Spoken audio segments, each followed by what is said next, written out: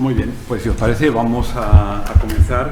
En primer lugar, agradeceros que estéis aquí. Lo que es la mesa redonda se va a grabar y también se está dando en streaming. En total hay unas 150 personas que están conectadas a nivel de internet y bueno, las personas que estéis aquí delante de modo presencial, que yo os agradezco que estéis aquí, ¿no? Esta mesa versa sobre el análisis de la percepción de riesgo y de la salud mental antes y después de la crisis sanitaria. Está con nosotros el doctor Josep Alonso Caro, que es director general de la Fundación AXA.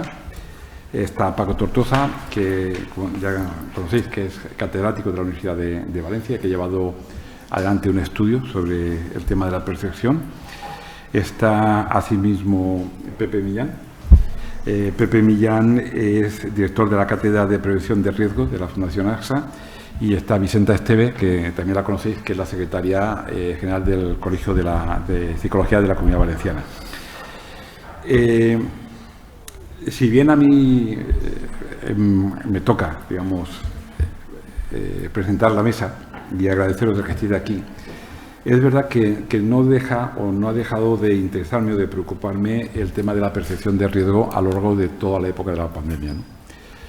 Vosotros sabéis que el tema de percepción de riesgo, lo que es el cómo se configura la percepción de riesgo, marca mucho la toma de decisiones en las personas, y en el caso de las patologías, de los distintos tipos de patologías, por ejemplo, las patologías infecciosas, conlleva, dependiendo del nivel de percepción de riesgo que se tenga, a menospreciar lo que es una patología infecciosa como ha sido el COVID-19 o a sobrevalorarla en un momento determinado, ¿no?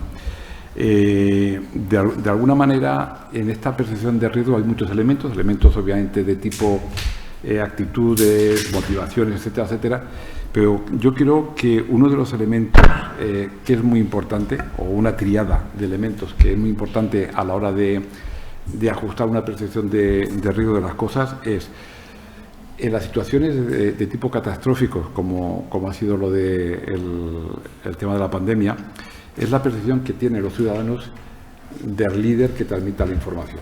Es muy importante que si la percepción que se tiene del líder es muy ajustada, la ciudadanía pues normalmente sigue más las directrices, ¿no? Y se ajusta mucho más. Lo mismo pasa con lo que es la consistencia de la información que se da, ¿no? A lo largo de estos años y desde que apareció el COVID, tuvimos el confinamiento, la verdad es que se ha dado muchísima información que muchas veces era contradictoria, y eso es uno de los factores que también influyen en la percepción de riesgo. Lo mismo que el elemento de sobresaturación de la información.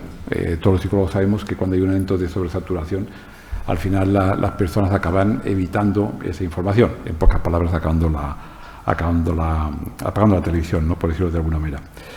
En todo caso, vamos a ver los resultados de los estudios que se han realizado y agradecer a la Fundación AXA, sin lugar a dudas, el apoyo que ha dado y el interés que ha mostrado en el estudio que va a presentar el doctor Paco Tortosa. Y sin más dilación, Josep, si quieres... Muchas gracias, presidente. Buenas tardes a todos los que nos acompañan físicamente y también a través del streaming en remoto. A mí en esta breve introducción lo que me gustaría es, porque sobre los datos de la investigación tenemos a tres personas que son expertos y que lo van a apuntar en tiempo y forma. A mí me gustaría intentar explicar por qué la Fundación, por qué una Fundación AXA, pues ha querido impulsar, junto con el Consejo y con el Col·legi, este tipo de estudios.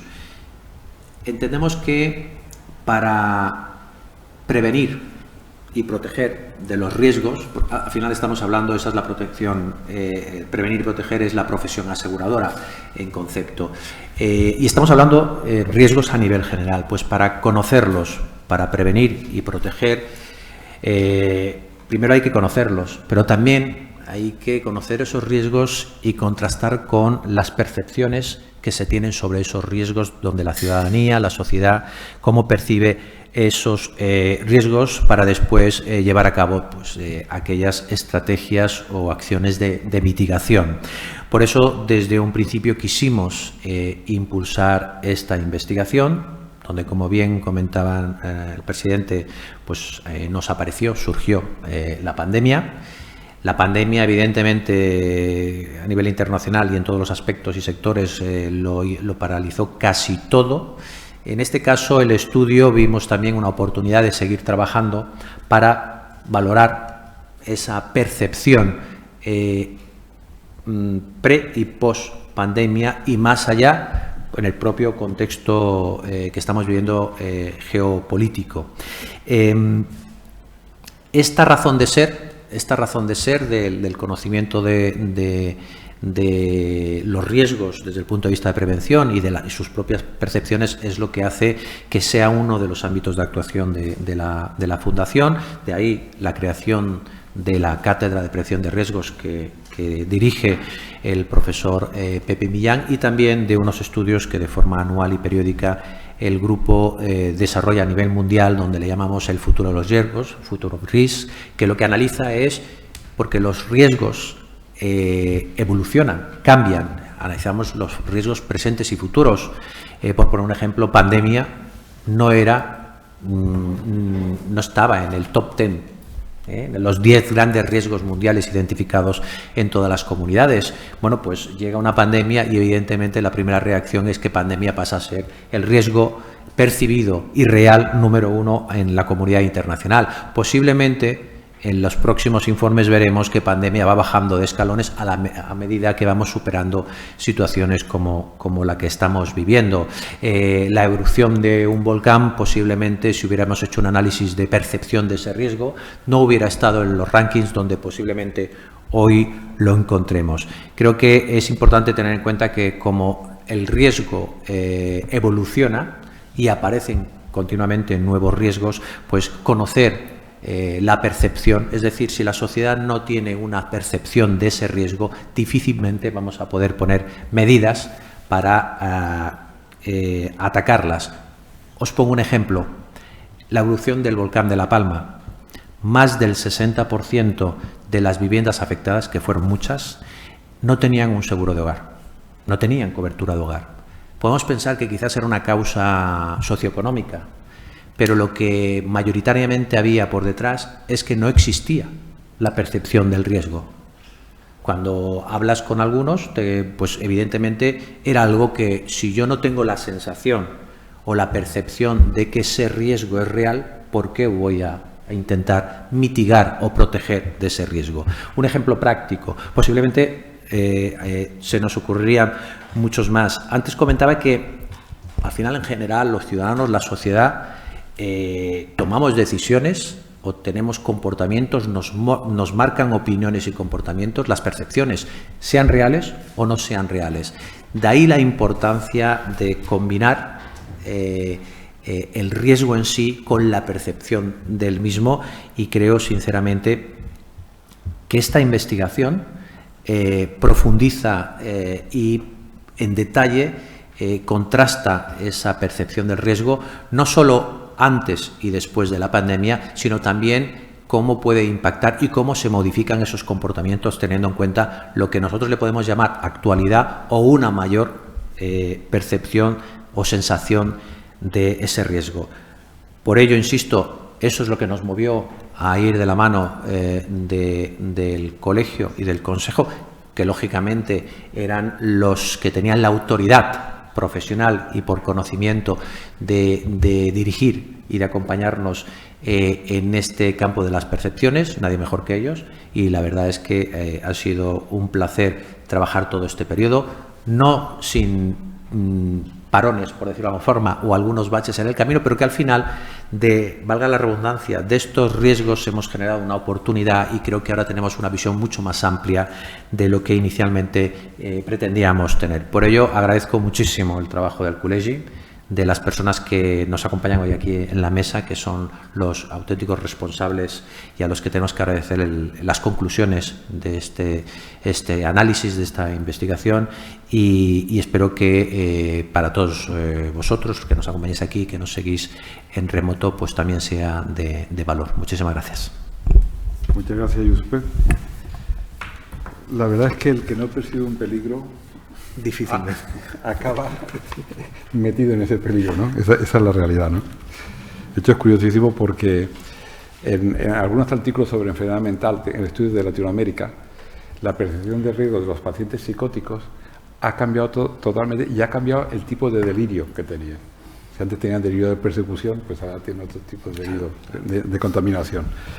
Bueno, va a tomar en primer lugar la palabra el doctor Francisco Tortosa, catedrático de Psicología de la Universidad de Valencia, que hablará sobre miedo de las españolas y los españoles en el inicio de la pandemia. Cuando quieras, Paco. Bien, buenas tardes a todas y a todos. Vamos a presentaros los datos que hicieron las diapositivas. Estaba parte de la introducción que ya ha hecho el doctor Santolaya. Solo recordar, como todos sabéis, que el miedo es una emoción primaria de carácter adaptativo, aunque está incluida dentro de lo que se llaman emociones negativas, tiene una función adaptativa fundamental porque nos apresta para tomar decisiones frente a elementos que potencialmente pueden ser cuanto menos amenazantes, sino realmente peligrosos. Por tanto, condiciona mucho lo que sería... Sí, condiciona mucho lo que sería, como estaba diciendo, la toma de decisiones, ¿vale? Bien, partimos de una afirmación muy conocida. Los peligros que matan a las personas y los riesgos que los alarman son diferentes. Antes el doctor Santolaya hacía referencia precisamente a esto. La percepción de riesgo no es algo directo, sino que realmente está culturalmente mediado. No voy a enfatizar mucho más el tema y creo que todos sois conscientes de que el espíritu del tiempo y el espíritu del lugar condicionan el tipo y la magnitud de los miedos y que estos miedos pueden variar entre diferentes culturas, ¿vale? La comunicación es fundamental para que construyamos nuestro patrón de miedos y dentro de la comunicación juegan un papel clave los prescriptores. Y dentro de esos prescriptores, cada vez más, digamos, los científicos están convirtiéndose en elementos de primera mano.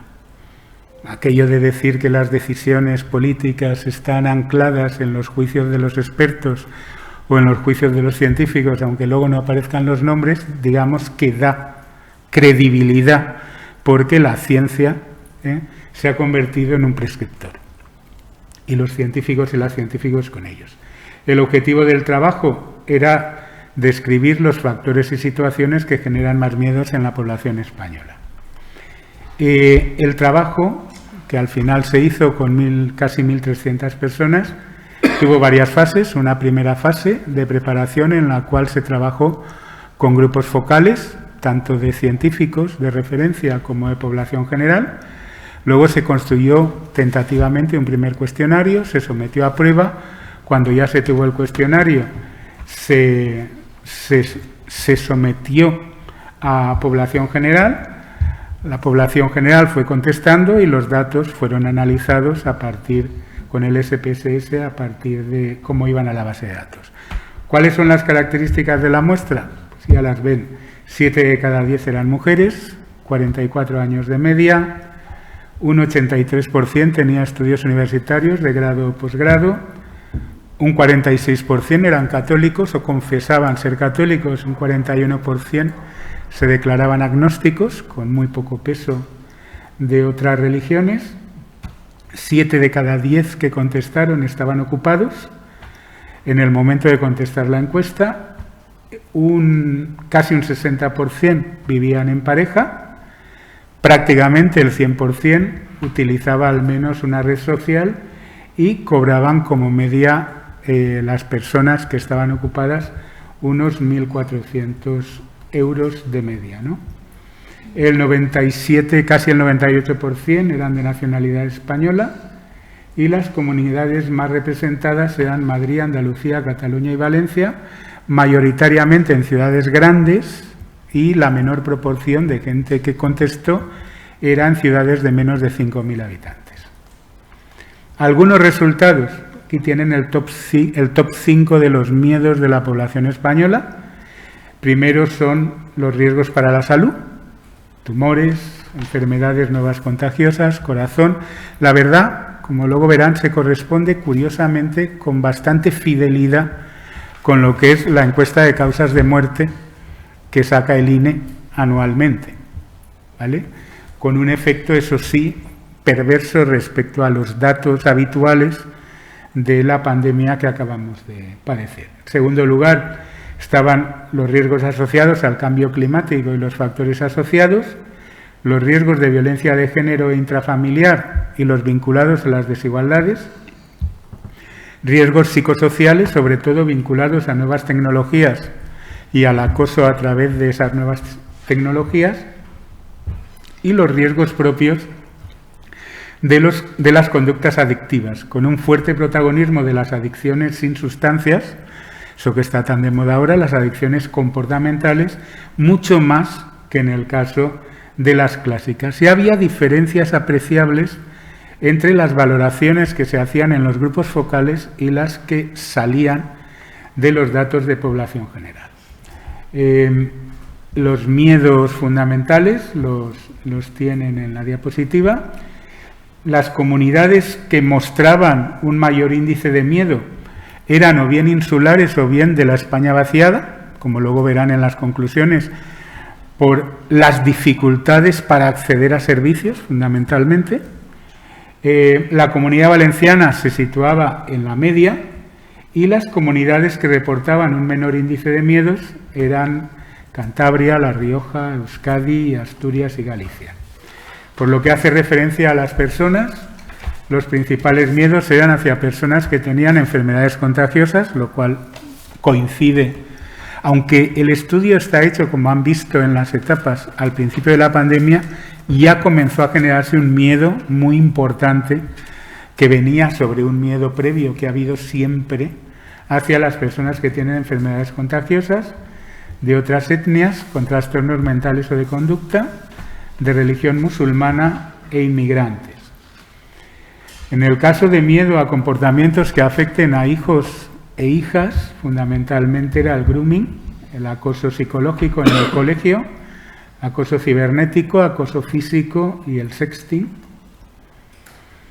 Y en el caso de los miedos ante situaciones globales atemorizantes, como ven, accidentes de tráfico, agresiones, acciones terroristas, que sigue estando muy alto entre los temores de la población española. Recuerden que poco antes, en el 17, había habido unas acciones terroristas en Cataluña muy importantes que generaron mucha problemática en medio, sobre todo. Acoso y ahogamientos, que es una de las causas de muerte que más teme la población española. Las que menos atemorizan es lo que podríamos llamar los riesgos de la vida cotidiana, pese a que los informes, como el informe dado, muestran que hay un porcentaje muy elevado de daño a consecuencia de esos accidentes en entornos cotidianos. Pero lo bien cierto es que la población española no le tiene mucho temor. Conclusiones. Pues en términos generales, lo decíamos, los mayores miedos a las enfermedades y problemas de salud, al cambio climático, violencia de género, desigualdad, inseguridad, justicia, mucho temor hacia los riesgos que entrañan las nuevas tecnologías, sobre todo en lo que hace referencia a los fraudes y a lo que podríamos llamar los hackeos. Mucho más temor que hacia los riesgos derivados de las adicciones comportamentales a través de Internet. Mucho peso de las amenazas cibernéticas a los hijos. Sorprenden los datos el el peso relativamente escaso que tienen las adicciones como un temor potencial, a pesar de que es un problema que afecta a mucha población española y así lo muestran las distintas encuestas de ámbito nacional, ¿no? Digamos que sería un ejemplo más de eso que se conoce como crímenes folclóricos. Eso que es tan habitual que al final pierde componente aversivo o componente de miedo. O sea, forma parte se introduce en el ideario colectivo y eso le resta, digamos, poder de generar miedo. Las enfermedades percibidas como de mayor riesgo son los tumores, las enfermedades isquémicas y cerebrovasculares, las demencias, sobre todo el Alzheimer, y las enfermedades contagiosas de nueva aparición. En cambio, las que menos miedo generan podríamos decir que son las más cotidianas. Digamos, colesterol, obesidad, hipertensión, etcétera, son las que menos miedo generan entre la población.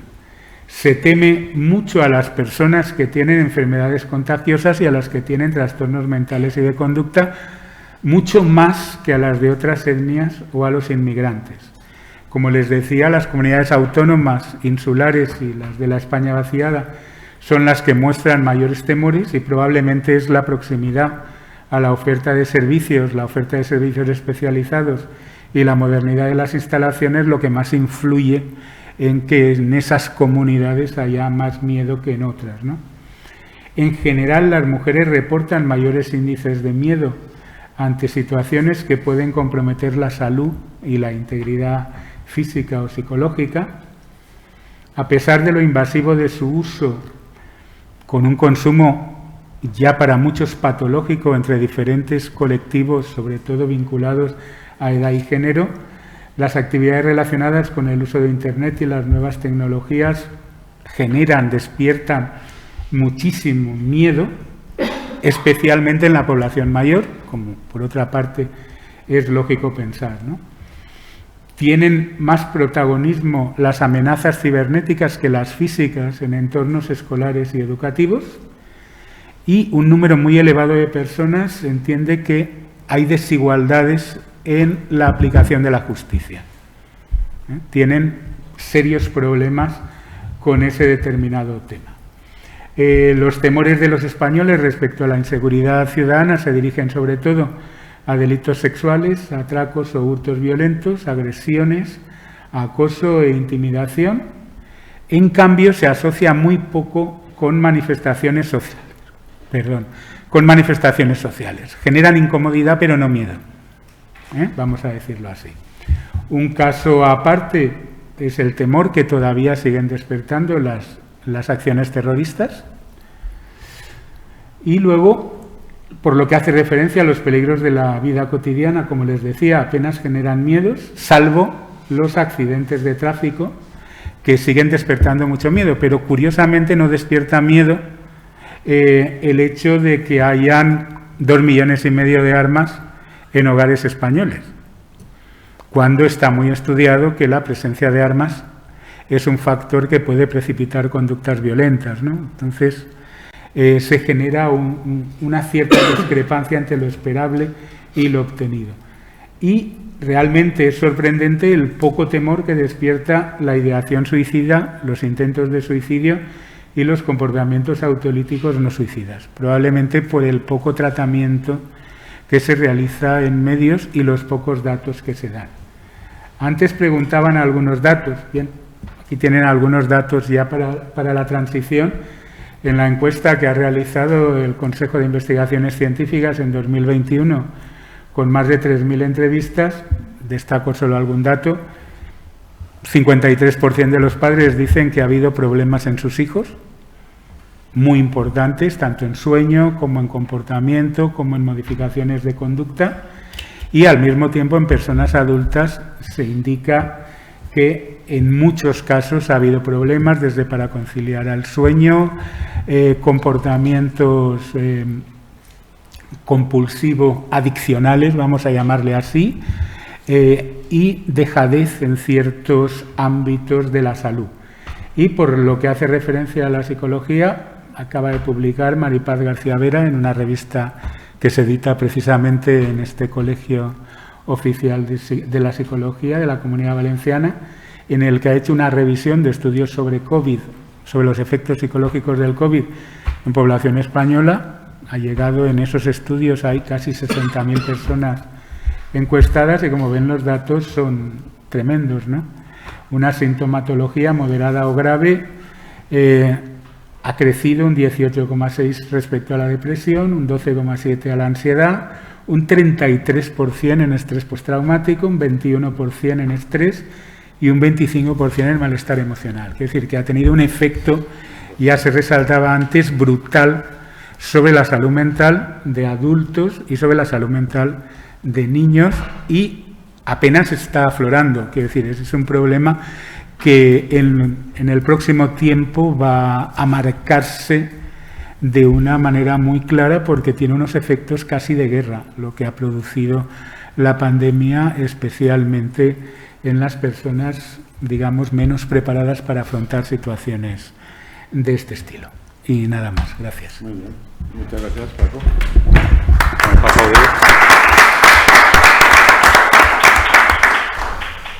Estaba comentando antes Josep, el director general de la Fundación AXA, que los riesgos, la percepción de riesgo va cambiando en el tiempo. Y Paco hablaba un poquito del folclore alrededor, muchas veces cuando se incorpora, ¿no? Y me venía la imagen de que hace apenas unos meses, cuando alguien iba sin mascarilla, ya habíamos pasado el convenio, la gente ya tenía cierta libertad para ir sin mascarilla. Cuando las personas veían a otras sin mascarilla, los miraban mal, y ahora pasa al revés. Cuando la gente va sin mascarilla y ve a alguien con mascarilla, se siente incómodo. Es una cosa que va cambiando, ¿no? Luego, si queréis hacer alguna pregunta, podemos comentar este tipo de cosas, igual que uno de los problemas que viene como consecuencia del COVID son los síntomas persistentes del COVID. O sea, se ha demostrado que al menos hay tres ámbitos donde la sintomatología COVID persiste, que son los psicológicos, a nivel de pulmón y a nivel neurológico. O sea, que son tres ámbitos que la asociación, bueno, en una asociación donde estamos los psicólogos, a nivel nacional se está estudiando todo este tipo de patología, se está junto con otros especialistas en medicina. Va a tomar ahora la palabra la doctora Vicenta Esteviot, secretaria de la Junta de Gobierno del Colegio Oficial de Psicología de la Comunidad Valenciana, que hablará sobre el impacto emocional de la situación de pandemia creada por el COVID entre profesionales sanitarios. Cuando quieras. Decano, Josep Alfonso Caro, Francisco Tortosa, Pepe Millán, queridos compañeros y compañeras que estáis aquí con nosotros, y sobre todo agradecer a estas personas que también están conectadas desde su casa. Me han dicho que vayan alrededor de 145 personas. Eso es un éxito. Un miércoles a la 1 de la tarde, ¿no? Entonces, agradecer el que las personas tengan pues esa deferencia de estar aquí con nosotros. Yo voy a hablar sucintamente sobre un estudio que se hizo a través de la FIDAP y la Unión Sanitaria de Valencia. De alguna manera, todos sabemos que el impacto psicológico pues, es el conjunto de cambios, de comportamientos, de pensamientos o emociones que aparecen y se intensifican, y siempre como consecuencia de alguna experiencia, de algún tipo de situación que implica una pérdida, un daño, una amenaza, y sobre todo que se prolonga en el tiempo. Estas experiencias pueden producir, como muy bien estaba comentando antes, ¿no? Ese miedo, que a veces el miedo es adaptativo, pero otras veces el miedo es desadaptativo, ¿no?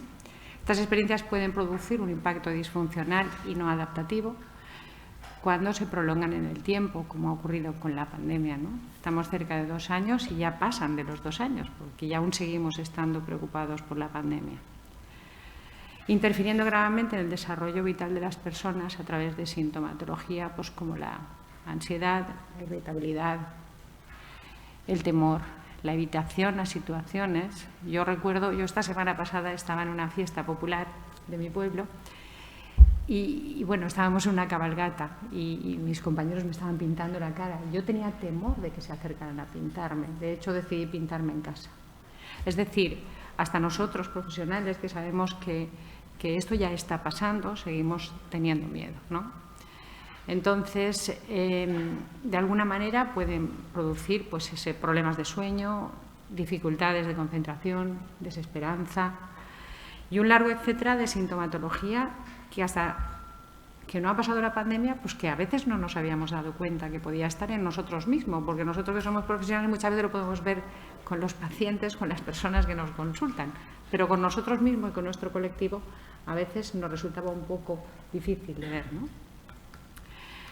La pandemia del COVID-19 pues, ha tenido unas características propias debido sobre todo a la importante afectación que ha tenido en nuestra vida personal. Entre otras razones porque ha sido una globalización. Quiero decir, nosotros escuchamos las noticias, yo creo que, no sé, a principio de marzo, no recuerdo mal, que ocurría algo en China y veíamos como la gente iba corriendo y se llevaban a los muertos y traían a los muertos, pero pensábamos que aquello estaba en China. Y poco después, a los 15 días, no sé, o a la semana, ya hubo un caso aquí, en la Comunidad Valenciana, en Alicante, de una persona que había viajado. Es decir, algo que nos pilla tan lejos, de repente lo tenemos aquí, ¿no? Entonces, la globalización, los efectos sobre la salud de la población, porque ha sido... Oíamos el telediario, como muy bien está diciendo mi decano, oíamos el telediario y todas las noticias, hablábamos de miles de muertos. Es decir, es verdad que en las carreteras, si yo no recuerdo mal, la semana pasada, en el fin dijeron que habían habido 200 y pico muertos.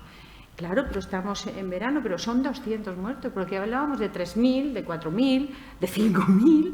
Entonces, la verdad es que era algo que nosotros no podíamos reconocer, ¿no? Entonces, también los efectos a nivel del impacto económico que han tenido y sobre todo por la duración y la incertidumbre que nos ha producido y que ha afectado a nuestros hábitos cotidianos. Es decir, yo recuerdo que los primeros días para ir a comprar, yo salía del centro de salud y en mi casa solamente podía ir yo, porque era la única que trabajaba en el centro de salud. Entonces, como yo iba al centro de salud, yo podía ir al Corte Inglés, pero es que yo recuerdo estar esperando en el garaje, en el parking del Corte Inglés, a una distancia de aquí a allí para ir a recoger una compra que yo ya la tenía, llegar a mi casa y neuróticamente limpiarla toda y desinfectarla toda. Y yo creo que esto fue algo que nos fue cambiando esos hábitos que nosotros teníamos. No estamos hablando de la población en general y ya cuando hablamos a nivel profesional de sanitarios, ya entonces ya es mucho más grave, ¿no? Ha implicado fuentes de estrés intenso en las personas y sobre todo, como estoy diciendo, en los compañeros y compañeras profesionales de sanidad en diferentes colectivos, ¿no? Y por una amenaza que yo la defino como invisible y mortal. Es decir, yo no sé si Paco, que no sé que no, yo no sé si Paco tiene el COVID ahora y yo ahora estoy aquí a su lado o él no sabe si yo lo tengo. Eso ocurría y estabas con un compañero y tú te retrasabas. ¿Por qué? Porque tenías un enemigo que lo peor que nos puede producir, lo que más nos produce angustia es saber que tenemos algo ahí que no sabemos por dónde viene. No sabemos si viene por la derecha, si viene por la izquierda, ¿no? Entonces, eso para todos los profesionales también ha sido grave.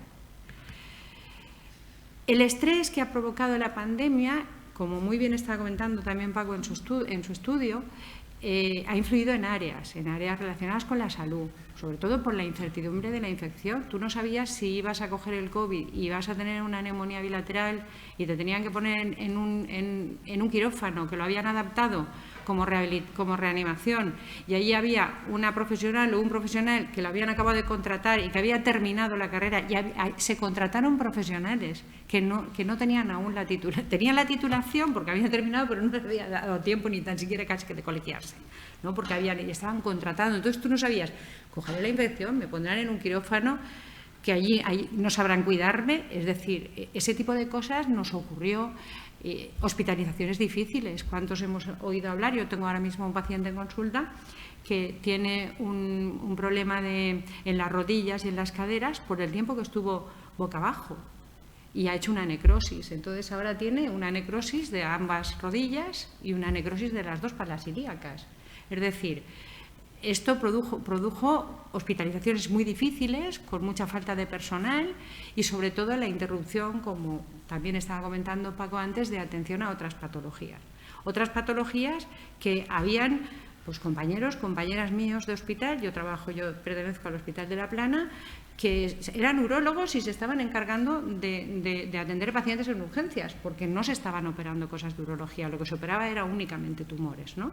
Entonces, quiero decir que habían profesionales que los cambiaban de su ciclo, de su espacio, de su departamento, y los mandaban a atender a otros pacientes que tenían que estar trabajando en reanimación cuando no habían estado trabajando nunca en reanimación. Entonces, eso al personal sanitario le afectó y en gran manera, ¿no?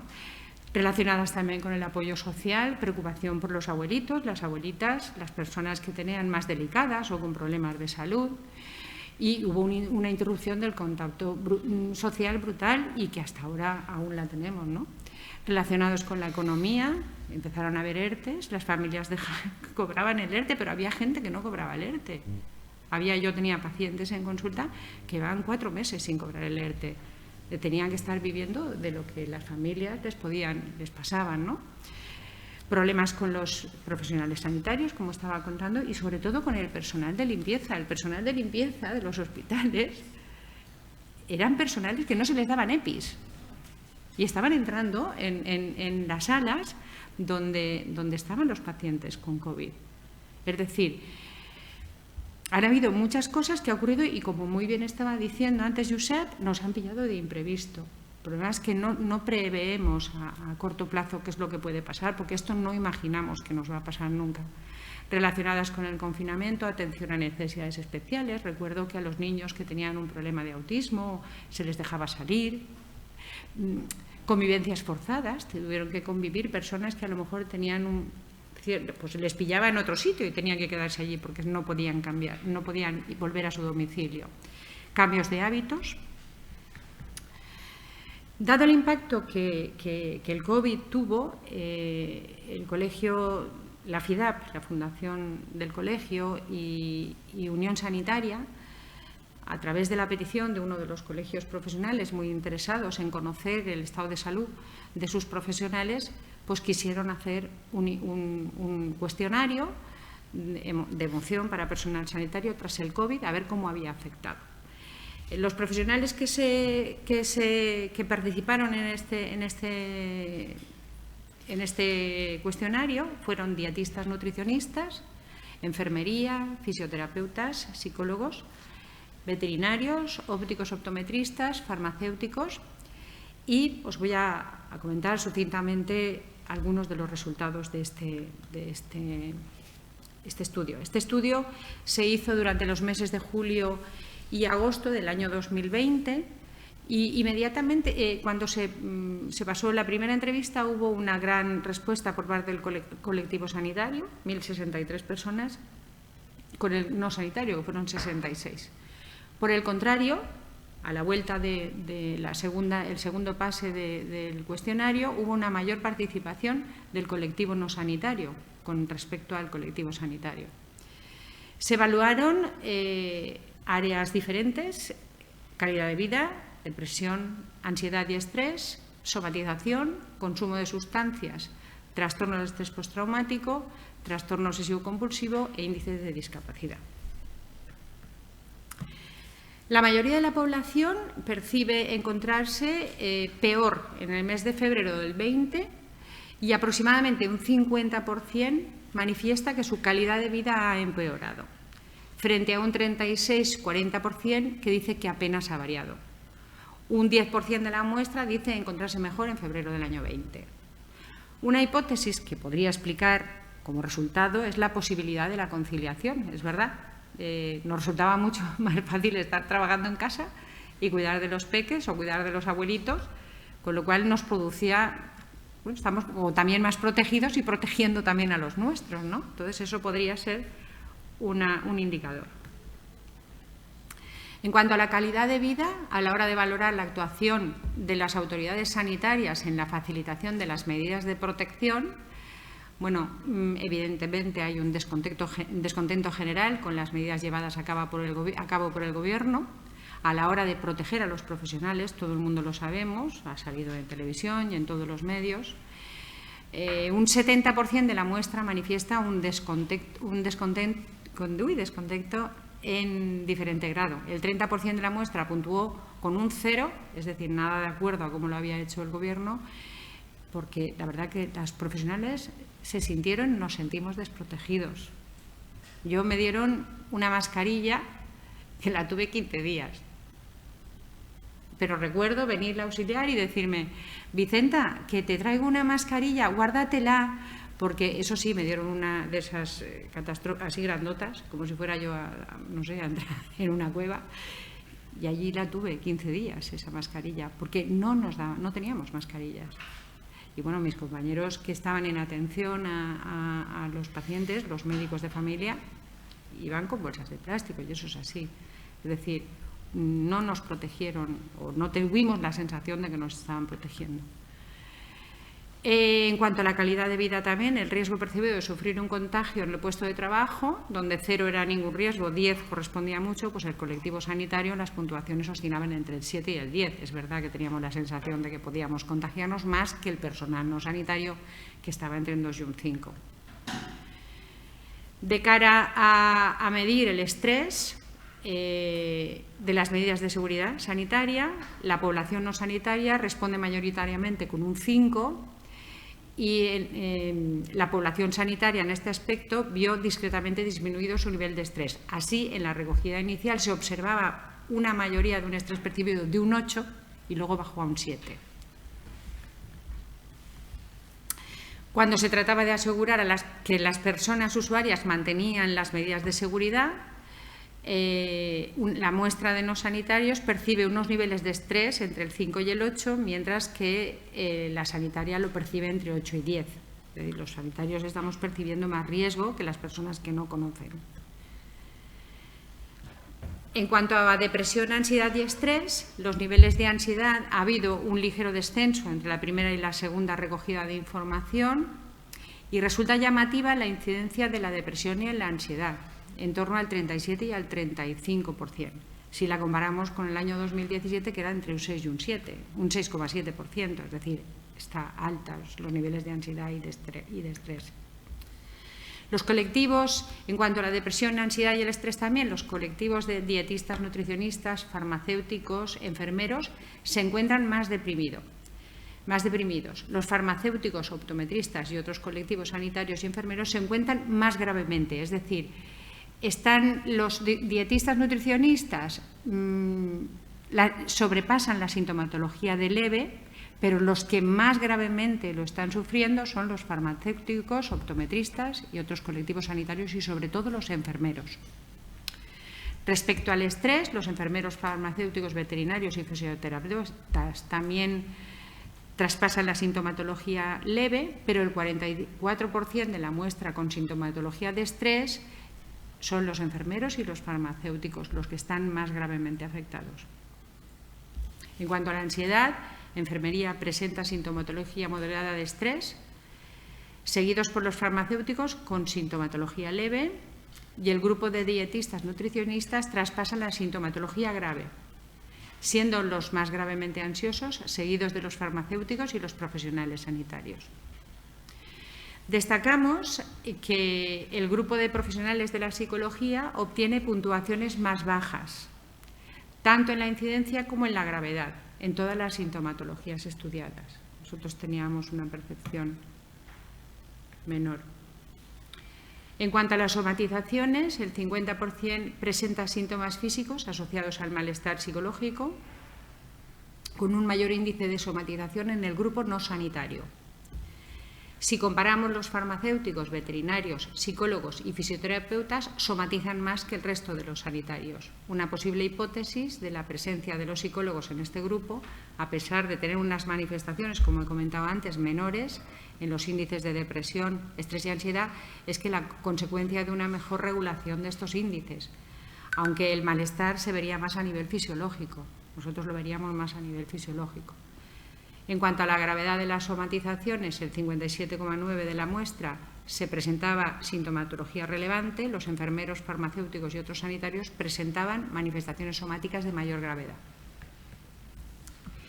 En cuanto al trastorno de estrés postraumático, la sintomatología asociada al trastorno de estrés postraumático había sido el 72,3% en el colectivo sanitario en los meses de julio y agosto, y había descendido a un 67%. Yo recuerdo una persona que tuve, que era una enfermera, tenía un estrés postraumático horroroso.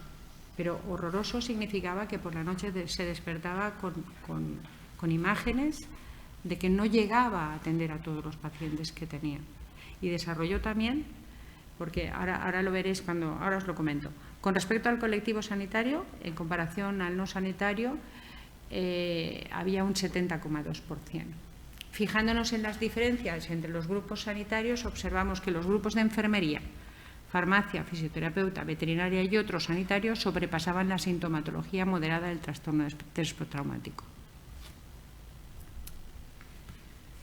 En cuanto al trastorno obsesivo-compulsivo, la sintomatología obsesiva-compulsiva resulta bastante similar a otros grupos, está entre el 30 y el 33%, y el colectivo de enfermería es el que mayor incidencia presenta, pasando la sintomatología al leve trastorno obsesivo-compulsivo.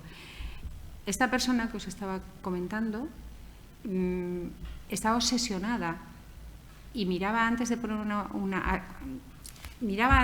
una medicación por lo menos 10 o 15 veces, porque tenía tanto a lo que atender que tenía miedo de equivocarse. Entonces hacía rituales y se bloqueaba. Es decir, aumentó mucho me dice que 3 minutos, ya termino. Yo había dicho que 5 y me estoy pasando. Bueno, entonces que el colectivo de enfermería también aumentó mucho el trastorno obsesivo-compulsivo. Al observar el 30% de la muestra que presentaba síntomas, vemos que otros profesionales sanitarios farmacéuticos también presentaban sintomatología más grave. En cuanto a la discapacidad, los diferentes índices de discapacidad recogidos se han mantenido a lo largo del tiempo en el colectivo sanitario. Destacamos los altos niveles de estrés percibido con una gran prevalencia del 80,1 y el 77,8. Estos datos difieren de los recogidos en la encuesta nacional del 17, donde decía que había un 3,8%. En cuanto a las comparaciones entre profesionales, los índices globales de discapacidad superan la sintomatología moderada de casi todos los grupos, a excepción de psicología, dietistas, nutricionistas y ópticos optometristas. En enfermería, donde encontramos los datos de mayor gravedad, siendo la enfermera el que presenta los índices de discapacidad más graves, seguidos de veterinarios, farmacéuticos y otros profesionales y fisioterapeutas. La prevalencia de trastorno... Esto lo he comentado ya, ¿no? Sí, esto sí. Vale, pues ya está. Muchas gracias. Perdón. Había dicho que eran 5 minutos y me he enrollado. Son muchos datos, muchísimos datos. Aquí habría una pregunta: ¿por qué en todos los colectivos que se han estudiado no aparecen datos de los médicos? Así que ahí luego lo comentamos. Sí. Le va a tomar ahora la palabra el Pepe Millán, que es director de la Cátedra de Prevención de Riesgos de la Fundación AXA, que creo que tienes algunos datos internacionales también, ¿no?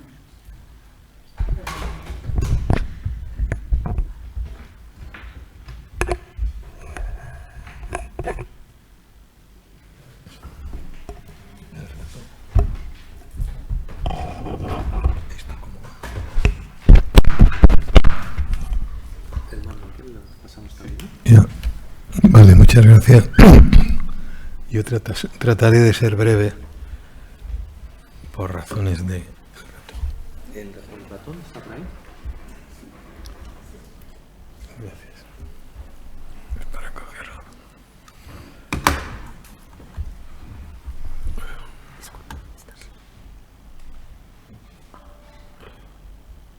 Bueno, mi intervención se basa en los estudios internacionales.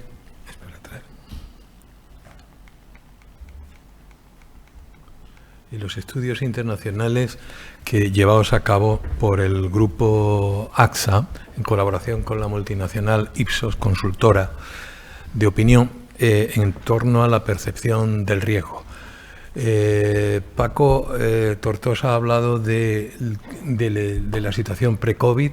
Vicente ha hablado de la incidencia de los profesionales sanitarios como probablemente los más castigados durante la pandemia, y yo voy a tratar de hacer unas pinceladas sobre la percepción del riesgo en el año 21 y acercarme al año 22, que son los estudios que ha hecho el grupo AXA El primero es lo que se llama AXA Riesgos Futuros, porque el grupo trabaja con perspectivas de 5 a 10 años, desde la óptica de la pandemia, año 21, en el que se llevó a cabo el primer estudio.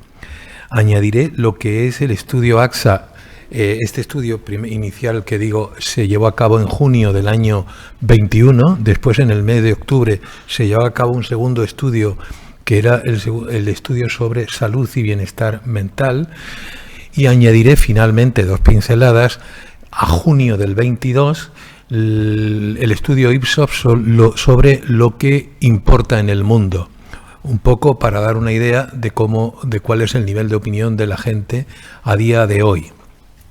En este marco añadiré algún dato muy puntual y muy leve sobre lo que es el informe hecho por Ipsos en febrero de este año 2022 al Foro Económico Mundial, un informe basado, como todos los años, elaborado por 1000 especialistas de todo el mundo. Bien, esta primera entrega que hago, que quiero que sea sencilla, es una encuesta hecha en junio, decía, del año 21 a una muestra de 19.000 personas por más de 3.000 expertos y destinada a 15 países.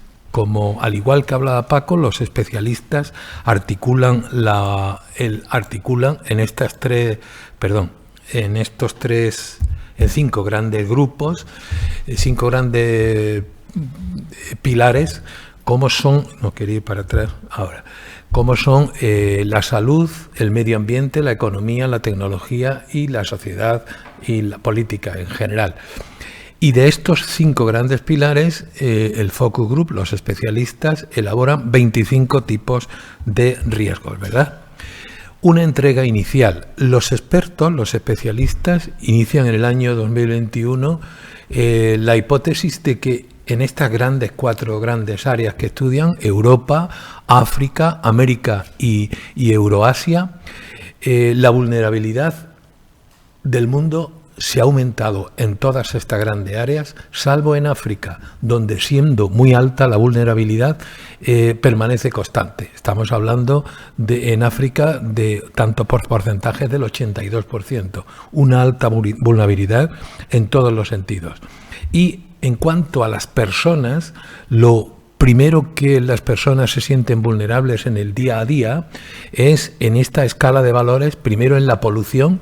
Ojo, este estudio está hecho en el 21, el informe del Foro Económico Mundial ha incluido en el año 22 la polución como una de las grandes preocupaciones de las personas, entendiendo la polución muy mezclada con lo que es las enfermedades crónicas, el cambio climático, etcétera. Es un sentido de la polución más abstracto, pero tendré ocasión ahora de detenerme en estos aspectos.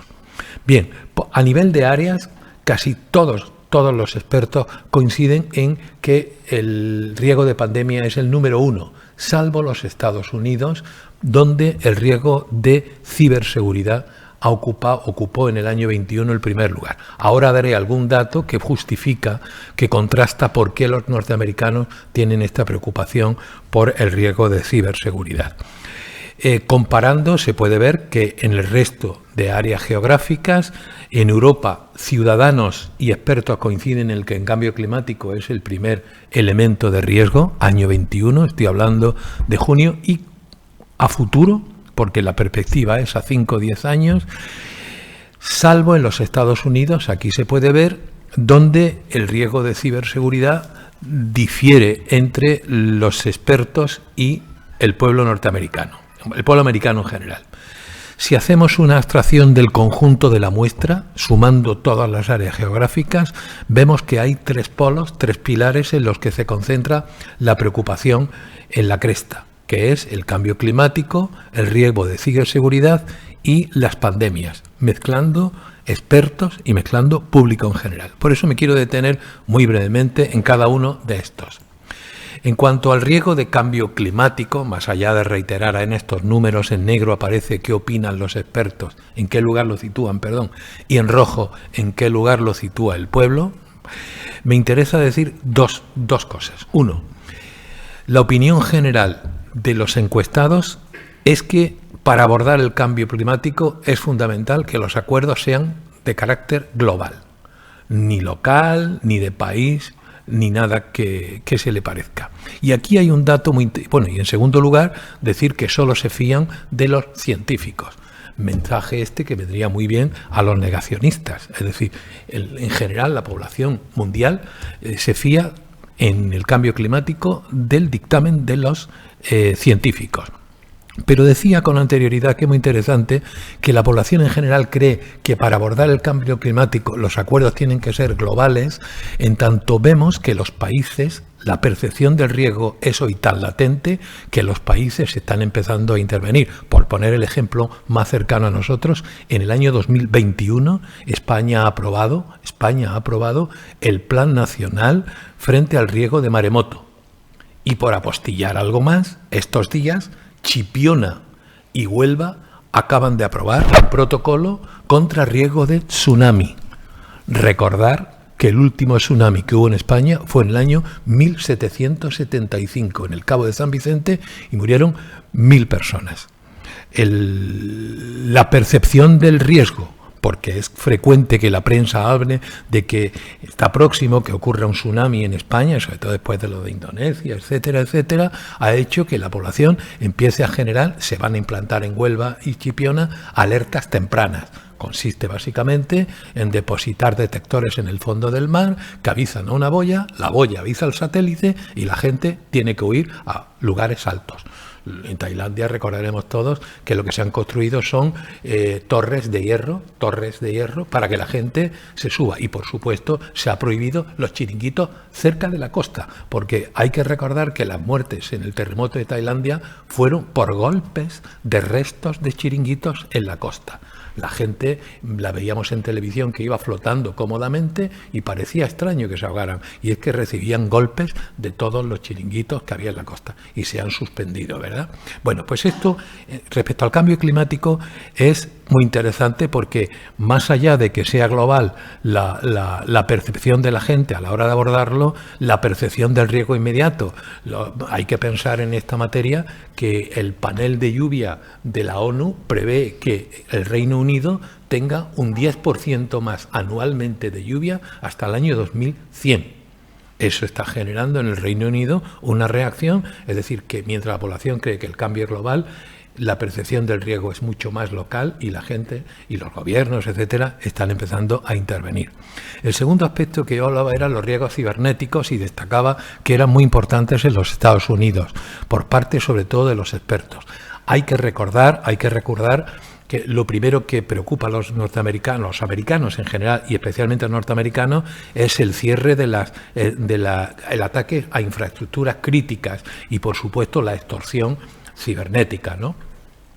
Es verdad que esto está hecho en el año 21 y las elecciones americanas fueron en el año 20 y todos recordamos la dialéctica de la intervención rusa sistemática, pero hay que recordar que en el año 21 ha habido 271 ciberataques importantes, un 31% que en el año 2000. Y además hay que recordar que el coste de los rescates ha subido de 3,8 millones de euros a 4,2 millones de euros. Y por rematar el dato, decir que en el año 2021 la empresa de software IT Casella sufrió un ciberataque que tuvo que rescatar con 70 millones de dólares. Esto que ha sido noticia internacional, etcétera, está haciendo que la ciberseguridad sea un problema en una sociedad avanzada. Por cierto, decir que el AXA Research Fund, que es el fondo AXA dedicado a la investigación, ha elaborado un documento con 20 especialistas sobre resiliencia en ciberataques, ¿verdad? Tema que es muy importante, sobre todo para un grupo asegurador. El tercer dato que hablaba era el dato de pandemias y enfermedades infecciosas. En este sentido, decía el director general de la Fundación AXA que pronto íbamos a ver cómo la pandemia iba bajando en la escala, en el ranking. Y efectivamente, aquí pongo algunos ejemplos. Ejemplos como pueden ser algunos países sudamericanos de los encuestados, como pueden ser Brasil, o puede ser México, o puede ser Colombia, que son los países donde más muertes ha habido. Y el descenso en la percepción evolución de la pandemia es radical, es muy rápido. Hay que pensar que ahora mismo en el mundo, en los 52 países más pobres del mundo, se ha vacunado solamente al 6% de la población, ¿no? Y en Europa tenemos el caso de Bélgica, debido al gran número de negacionistas, etcétera, la percepción de la pandemia ha bajado. Es verdad que detrás de la pandemia está el riesgo, se percibe el riesgo de las enfermedades crónicas derivadas de la pandemia y de las enfermedades profesionales. En los tribunales españoles hay cantidad de demandas de gente que quiere que el estrés sufrido en la pandemia sea considerado una enfermedad profesional y el COVID sea enfermedad. Hay que recordar en este sentido que España tiene una laguna importantísima en enfermedades profesionales en materia psicológica. El cuadro o relación de enfermedades profesionales que tiene nuestro país, que data del año 2006 y, por cierto, es el más avanzado de Europa, no recoge ninguna patología psicológica. Las personas que quieren que se les reconozca una patología psicológica tienen que ir a un juzgado y los jueces, por un articulito de la Ley de Seguridad Social, el 156, reconocen, por ejemplo, ser víctima de acoso laboral o cualquier otra patología psicológica como si fuera accidente de trabajo, porque no está en la lista de enfermedades ninguna patología de carácter psicológico. De ahí la tensión de muchas víctimas reclamando, ¿verdad? Bien, el segundo estudio al que hacía mención, y quiero ser breve, era el estudio internacional del grupo AXA sobre salud y bienestar social. Es un estudio más extenso, pero hemos escogido para la charla el llevado a cabo en 8 países del área europea, ¿verdad?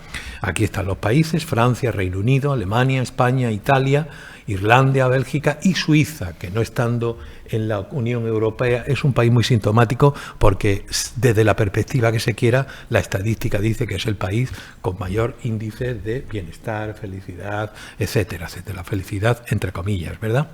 Bien, ¿qué creen los españoles? ¿En qué creen los españoles que va a afectar más los efectos de la pandemia en el año 2021? En la economía. En la economía. Y ¿ocurre igual en Europa? Ocurre lo mismo en Europa. Para todos los europeos, la economía será el primer factor determinante, salvo, y se lo confirmábamos al periodista que nos entrevistaba de Radio Nacional, salvo los alemanes, que creen que la pandemia sobre quien va a surtir más efecto es sobre los niños. Pero hay un tema común, y es que todos los países, y ahí está en el gráfico, en segundo lugar dicen que lo que más va a afectar la pandemia es a la salud mental. A la salud mental. ¿Y qué está haciendo la gente? ¿Y qué dice los encuestados? ¿En quién se han apoyado en la pandemia cuando han tenido problemas de salud mental? Los españoles a la cabeza, en los amigos y la familia. La familia ha sido el gran refugio de los afectados por salud mental. Si yo tuviese que extrapolar el estudio a nivel internacional del grupo AXA y meter más países, diría que solo nos ganan los chinos, con el valor que tenga la encuesta en China. En China el 82% de los chinos dicen que se han refugiado en la familia. Los españoles están en el 70%. Son los segundos de la muestra universal. Ahora bien, un tema muy importante: mientras en el mundo están aumentando, en la encuesta, están aumentando los autodiagnósticos y están bajando las consultas a psiquiatras y psicólogos y a médicos generalistas, en España, en cambio, el 87% dice que sus diagnósticos se los recomiendan a los psicólogos y a los médicos generalistas, ¿verdad? Sin perjuicio de que habría que hacer un matiz, y el presidente del colegio lo tendría, de cuántas son las consultas de psicología y cuáles son las ratios de psicólogos si nos comparamos con países como Suecia, países nórdicos, y no digo Reino Unido, por hablar de un país que está muy castigado, como ahora pondré. ¿Y por qué digo que está muy castigado? Porque en esta imagen se puede ver cuál ha sido el efecto en todos estos grupos de países en depresión, ansiedad y estrés. Curiosa y paradójicamente, lo comentaba antes con Gema, que es responsable de comunicación del grupo AXA, personalmente me extrañé muchísimo que Italia haya sido uno de los países más castigados, ¿verdad? Porque ha sufrido una gran depresión. En la parte de depresión también ha sufrido estrés, y junto a Italia habría que destacar Irlanda, ¿verdad? España, si la pregunta me dijesen antes cuando se ha tocado, ¿y España cómo se posiciona? Pues a nivel europeo estaría en la media en los 3 aspectos. Pero hay un tema a destacar. Ahí arriba aparece que la depresión extremadamente más severa se ha producido en el Reino Unido. Reino Unido ha sido de los países más castigados, ¿verdad? Mirando al futuro, ¿cómo es de optimista y cómo era de pesimista la población española en el año 2001? Pues España era unos puntos más optimistas que la media europea. La media europea se sitúa en torno al 43% de optimistas y los españoles en un 45%. Anticipo, ¿esto ha cambiado? Como ahora confirmaré, esto ha cambiado. España ahora es más pesimista que la media europea.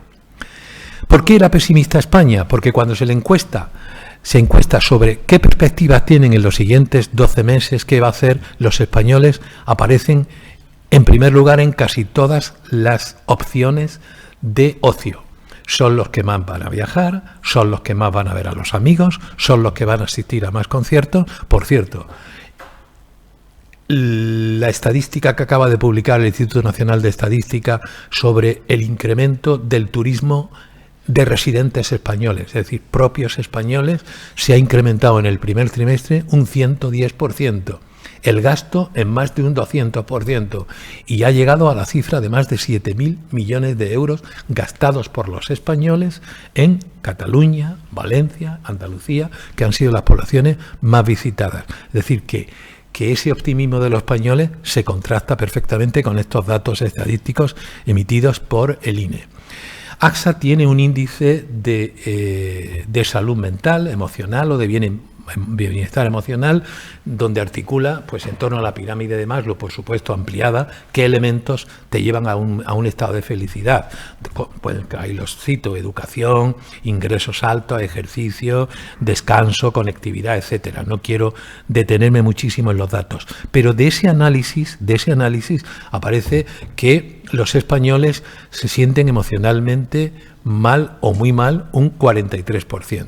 Es decir, ahondando en ese estadio de riesgo de enfermedad o de autorrealización, un 43%, casi la mitad de los españoles, se siente mal.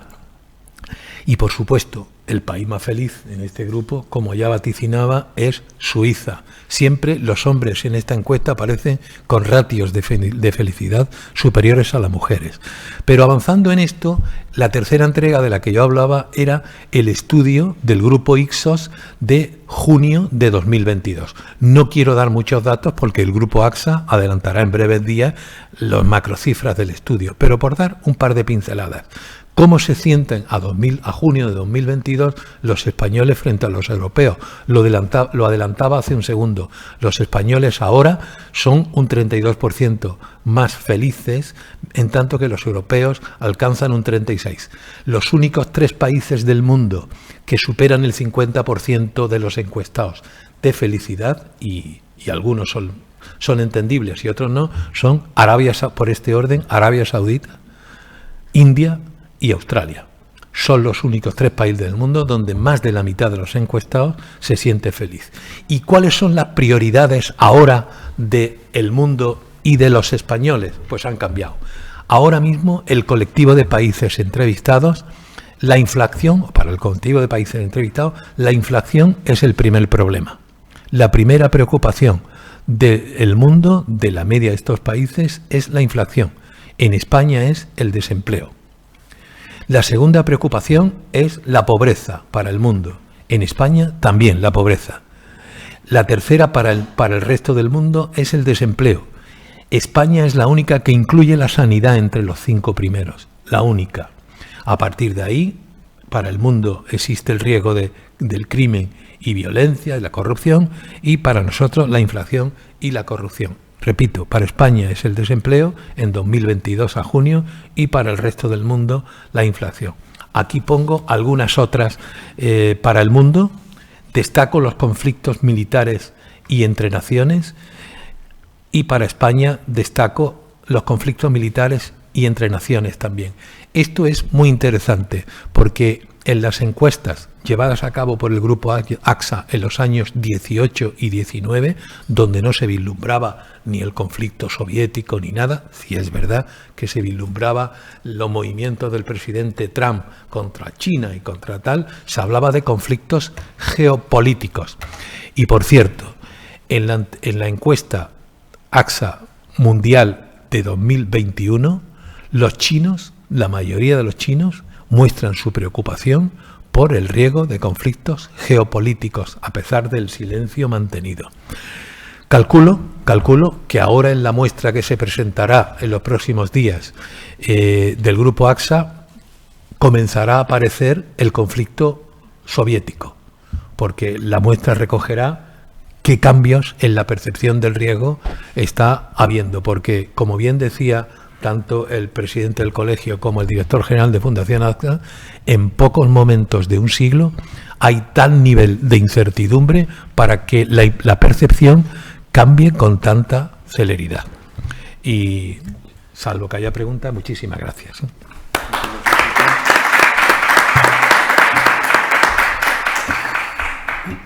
Muy bien, hemos intentado dar una visión, una parte del colectivo sanitario global a nivel de España y a nivel internacional.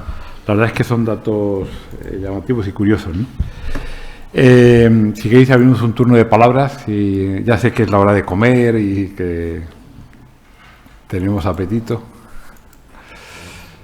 ¿Alguna duda de lo que se ha expuesto? ¿Alguna cosa que os llame la atención?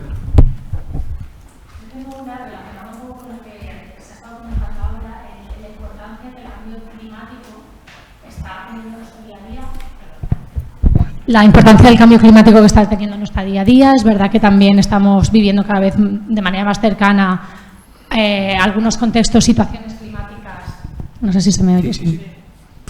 Que son cercanas, y todo lo que nos es más cercano como que nos da más miedo y que la percepción va cambiando. No sé si los profesionales de la psicología, además de todo lo que habéis estado hablando del COVID, estáis percibiendo que también cada vez la ciudadanía estamos más preocupados, tenemos más estrés, más ansiedad por todos estos factores que de repente, como pues el otro día en Lleida, creo recordar, una granizada espectacular impactó sobre todos los vecinos, una niña pequeña perdió la vida. Entonces, todo esto al final, cómo nos está afectando a la ciudadanía, por una parte. Y luego, si de verdad veis que hay un nicho para los profesionales de la psicología, porque el cambio climático también depende mucho de cada uno de nosotros, y al final tenemos también que cambiar un poco, ¿no?, nuestra forma de hacer o nuestra forma de vivir, para que no solo encomendarnos a lo mejor a que los políticos y demás tengan que hacer su trabajo, sino como la ciudadanía también necesitamos ese cambio de mentalidad, y cómo los psicólogos ahí pueden ayudar. Bueno, te contesto yo. El Consejo General de la Psicología está en un grupo de trabajo dentro de Unión Profesional que tiene que ver con el tema del cambio climático, ¿no? Obviamente, nosotros consideramos que el elemento clave en casi todas las cosas que pasa a favor o en contra es el ser humano, ¿no? Quiero decir, el ser humano se convierte en un vector que puede potenciar lo negativo que ocurre y lo positivo. En todo caso, la única manera que habría de, ¿cómo lo diré yo?, de mediatizar el impacto del ser humano en el cambio climático, yo creo que es a nivel de tres elementos que están relacionados con el tema de percepción de riesgo, ¿no?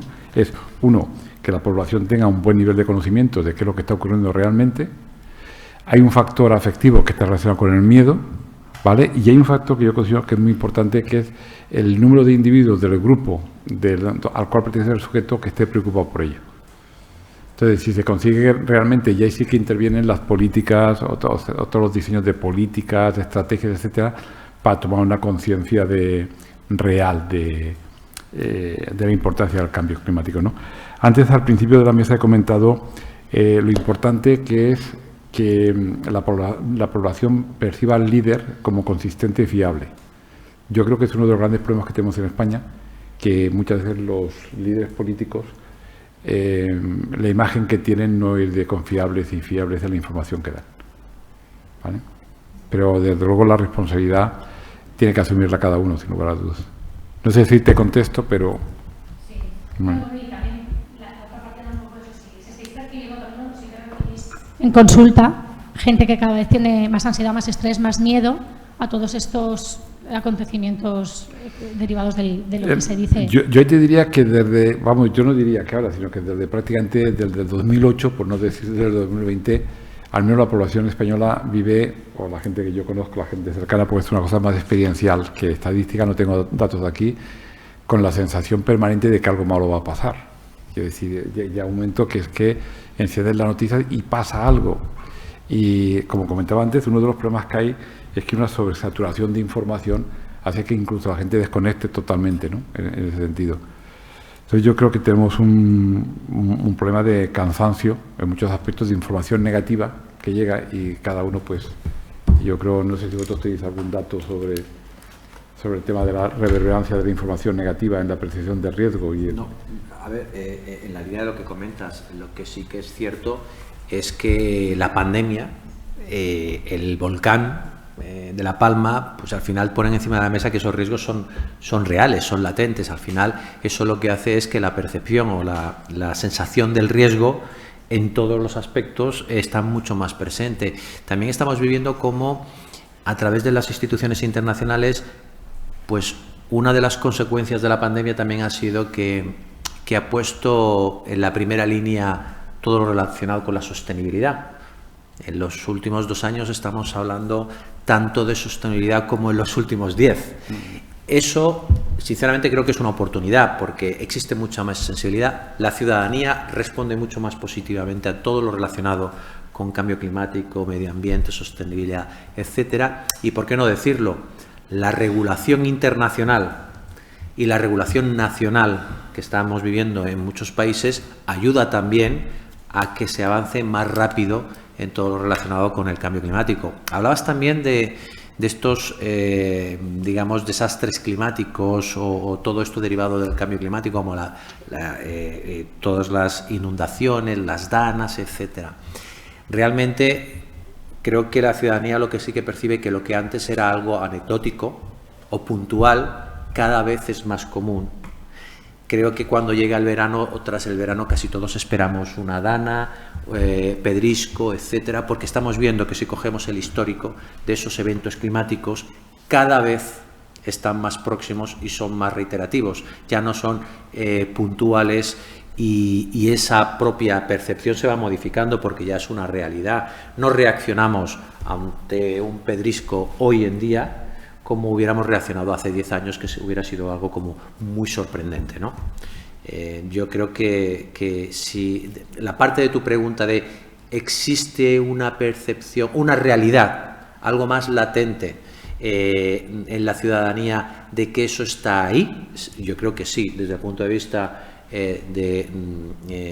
médico o desde el punto de vista profesional, de si están llegando ya a las consultas esa preocupación, pues yo ya no sabría decirte, eso ya corresponde a los profesionales. Pero en la calle está porque además estamos detectando que en todos los sectores la ciudadanía reclama ese aspecto de cambio climático y cómo mis políticos, cómo los responsables de las diferentes administraciones públicas van a responder ante ese riesgo y ese interés que tienen los ciudadanos. Vamos a ver que en las próximas campañas políticas, en las próximas elecciones, lo hemos visto en Europa, lo vamos a ver posiblemente aquí en España también, el cambio climático, la sostenibilidad va a estar muy presente.